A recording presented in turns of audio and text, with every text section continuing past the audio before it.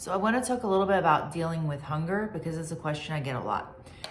Dr. Jason Fung, who is a Canadian nephrologist who works with diabetes patients, he's got the diabetes code, the obesity code, and a website, I think it's dietdoctor.com.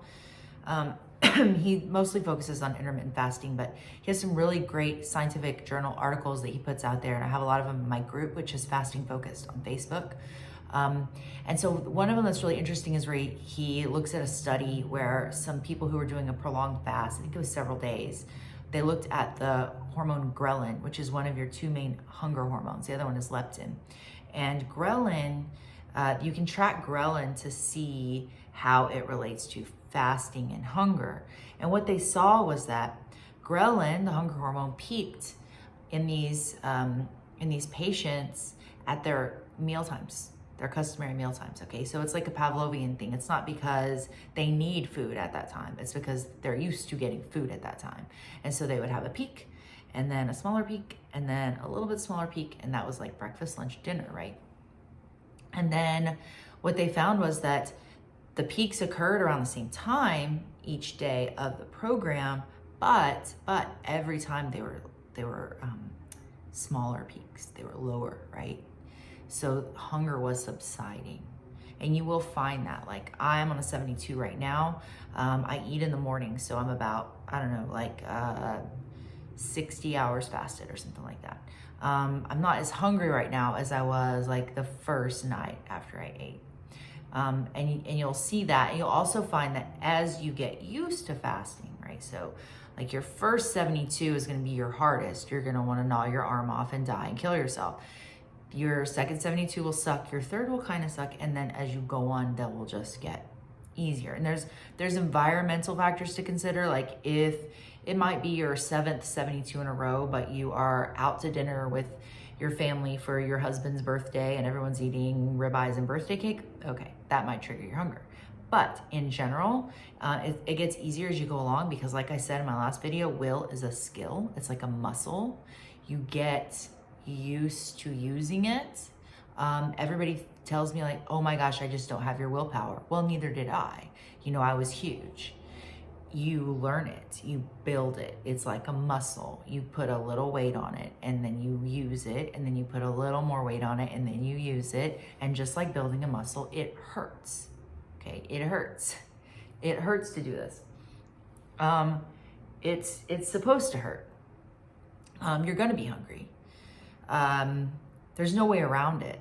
There isn't an easy way to do this, although I will say that fasting is the easiest way I've ever done it because, you know, I was just talking to my friend the other day and she was telling me that it's so much easier to not eat than to eat the crappy, like Noom food that she was paying a shit ton of money for. And I agree with that. It's easier to learn to cope with hunger than to deal with, you know, whatever stupid diet you're on, like, you know, reading the low carb lists and figuring out if such and such is keto and weighing your shit and measuring your portion sizes and all that. This is nature's way of getting rid of body fat.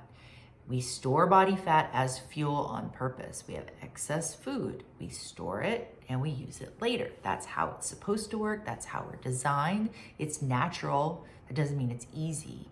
A lot of things that are natural are not easy, like childbirth, for example. So it's a natural built-in design feature that humans have, that if we have excess body fat, you know, if we have excess food, if we take in excess calories, we can store it and use it later. That's what you're doing. So hunger is part of it because your body's used to eating and your body wants to pack on calories to use later. You want to keep this cycle going, but you're telling it, no, I have too much. I need to get rid of some of this shit. So over time, your body gets the message and stops releasing so much ghrelin and telling you that you're going to starve to death. That doesn't mean that you ever just completely stop being hungry. I did a 15-day fast. It's the longest I've done so far. And I never stopped feeling hunger. Now, another thing that you should know about hunger, though, is that it's not constant. It doesn't just go up and up and up and up and up and up and up until you just feel like you want to scream and hurt people. It does this, okay? It does this. It peaks and goes away and peaks and goes away. If you feel intense hunger, wait it out for like 10, 15 minutes. Just grit your teeth and grind it out, and you're probably gonna feel better. That's what I found. And there are moments where I am just standing at the fridge like, I gotta do this. I gotta do this. But I know if I can just wait 10 minutes, wait 15 minutes, I can get through it. Another thing about hunger, it increases anger. That's where hunger comes from. It is an actual scientific thing. It is the only emotion that has been scientifically proven to be increased by hunger. So you will feel irritable, you will get hangry, but I've also found that that lessens over time as well. It's hard for you, it's probably harder for your family members, but if you are obese, a little hunger, a little anger is a small price to pay to get your body back and your life back. So grind it out. You can do it. Join my Facebook group, Fasting Focused, for support and a lot of information and articles and encouragement and advice.